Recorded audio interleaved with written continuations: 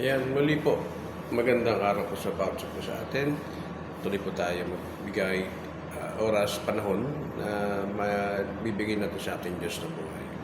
Ito kasi ang pinakamahalaga sa buhay po ng tao na bagamat may mga pagkakataon at mga bagay na maaaring gawin po natin sa buhay, pero mas maganda po na meron din po tayong pagkakataon naman na makipag-ugnayan po tayo sa ating Diyos na buhay. Kasi sabi po ng Biblia, sa awit 24 verse 1, ang Diyos po ang nagmamayari ng mundo, ng langit at lupa, maging yung kung ano man po yung nakapaloob dito po sa mundo at anumang bagay ito, siya po ang nagmamayari. Meaning to say, tayo bilang mga anak ng Diyos, magkaroon po ng tinatawag na pagkakataon. Kasi po, sa John 3:16, ito po yung famous po na talata na kadalasan nakakabisa po ng iba, even unbeliever, ay kabisado rin po ito.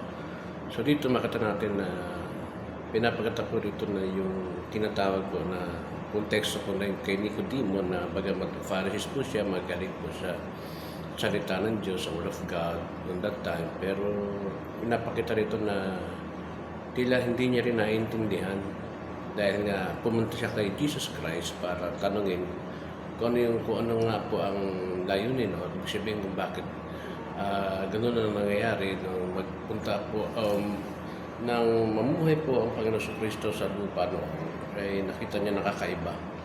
So kaya naman ito pinakita natin Panginoon Kristo yung tinatawag po na kahalagahan po ng pagkakaroon ng tunay na pagkilala, tunay na paniniwala po kung sino po ay sinugo po ng Diyos o kung sino po ang talagang dapat na sambahin, sapagkat marami naman silang kaalaman pero hindi nila tinanggap kung sino ang tunay na kaligtasan nagbibigay kundi ang ating Panginoon Kristo.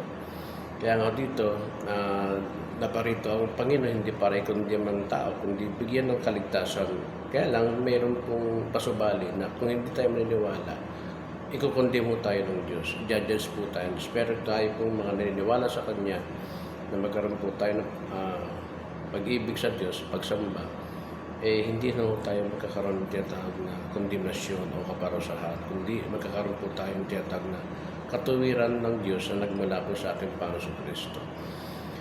At yun ang pinakamagandang bagay sa buhay po ng tao na bagamat marami pong mga pagkakataon na ginagawa po natin, tinitingnan po natin kung ano yung magiging tama po sa lahat ng bagay, sa trabaho, sa anong bagay ginagawa po natin, sa buhay, ambisyon po natin, plano po natin sa buhay.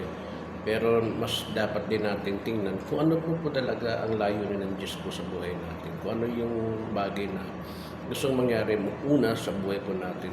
At ito nga po yung magkaroon po tayo tinatawag po na kaligtasan sa buhay sapagkat tayo po ay nasa mundo na meron na pong judgment. Kaya naman po magkaroon po tayo ng patuloy na panahon at oras na talagang bigyan natin ng pansin ang Diyos ng buhay.